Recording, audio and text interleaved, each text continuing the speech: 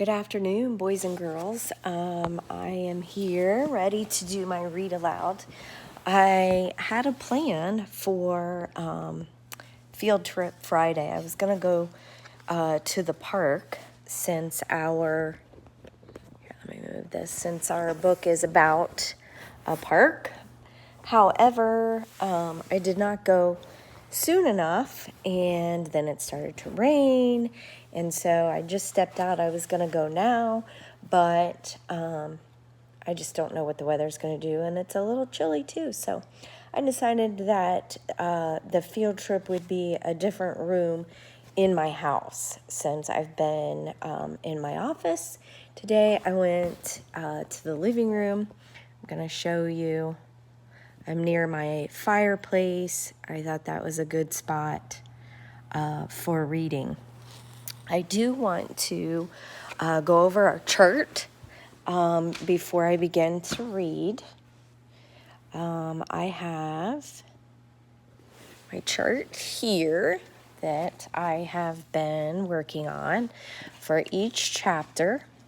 I'm just going to lay it down like that. For each chapter, I have vocabulary words that I've pulled out and a question for each. So for chapter 3, which was yesterday, we'll just recap. The title was Friends. I pulled out Walkman, Delicate, and Smart Alex. The question is, why was Professor Albert in the family room of a 5th grade teacher?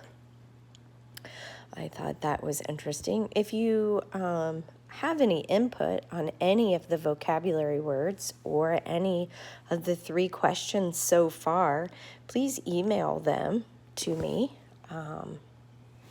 and I can respond. I would love to hear your thoughts on the words and as well as the questions. I have one more thing, forgot, on my chart paper. I have started a character chart. I have Stumpy, Kona, Professor Albert, and Gwendolyn. So on the chart over here, I would like to know who they are. I've got their names, but I would like to know a little bit more about them, who they are. And also, since we've been reading this week about point of view, I was wondering if you could tell me so far who is reading this story. Who is it that's reading this story? I wonder if I can put this down there. There. Okay, so chapter 4 is called Murray. It was her first night in her lovely, clean, new nest. Stumpy slept peacefully, feeling the babies move inside her. What a perfectly peaceful, ouch! Stumpy jumped. Was she dreaming, or had someone just yelled, ouch? She lay very still and listened. Someone else was definitely in her tree. There was rattling and stumbling above her. Twigs were falling all around her. Her first night in the new tree, and here had come a noisy neighbor. Who do you think the neighbor is? Excuse me, yelled Stumpy, irritable. Silence. What? Someone called back. I said, excuse me, called Stumpy. Oh, no problem. Silence. Wait a minute, called the voice. Was that sarcasm? Stumpy frowned. I'm just trying to get a little sleep here because my babies. Babies? There came a flum, flum, flum. Suddenly perched on the edge of Stumpy's nest was a tiny black and silver bat.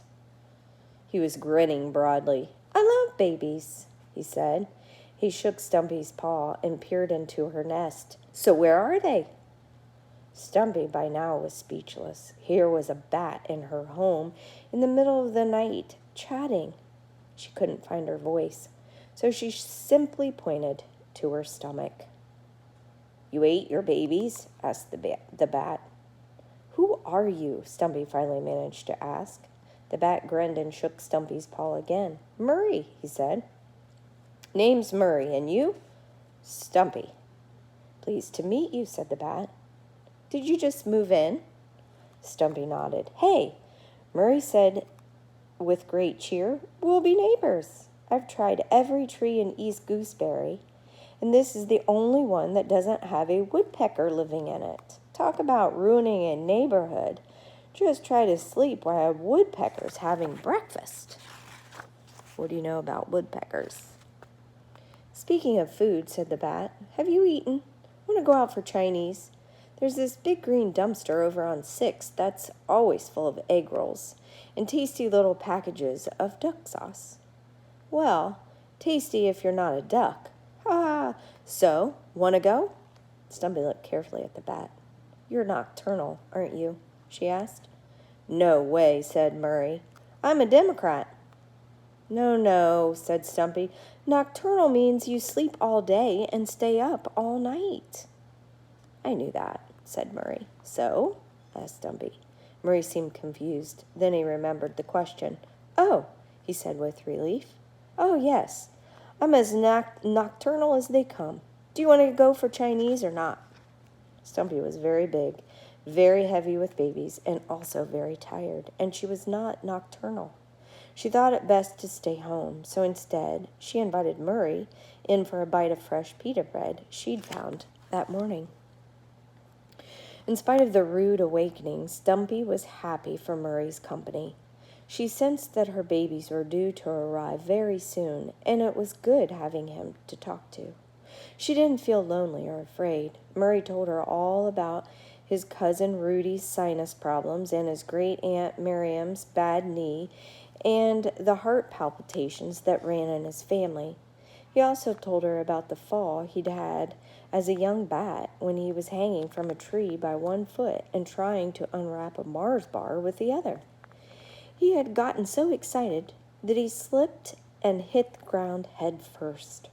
Since then, he'd had some problems with echolation and couldn't seem to fly in the dark without bumping into things. You'd think I'd manage not to bump into my own tree, said Murray sheepishly, but I do, all the time. How long have you lived in Gooseberry Park? Asked Stumpy. Oh, all my life, said Murray. I was born on the north side into a big family, 4 girls and a boy. My sisters are crazy about music, so they moved into town over a store called A Vinyl Nightmare. And my parents retired to Disneyland. They're living in one of those houses, and it's a small world. So now it's just me. I tried to fix the old place up after my folks left, but it was too big a job. Lots of shag carpeting. My mother loved shag carpet in our living room. You had a living room? Asked Stumpy. Oh, sure, said Murray. It was a split level. And how about you? Well, I collect things, said Stumpy. Yeah? Yes, Stumpy grabbed her stomach. Pardon, Murray said. Oh, Stumpy cried out again. Murray's eyes grew very large. Indigestion, he asked, or babies? I think I need to be alone now, Stumpy said, still holding her stomach. Murray jumped up. Absolutely, he said. I've got a million things to do anyway. Empty the garbage, water my plants, floss. I'm out of here. He perched on the edge of the nest, then looked back at Stumpy, worried. If you need me, just yell.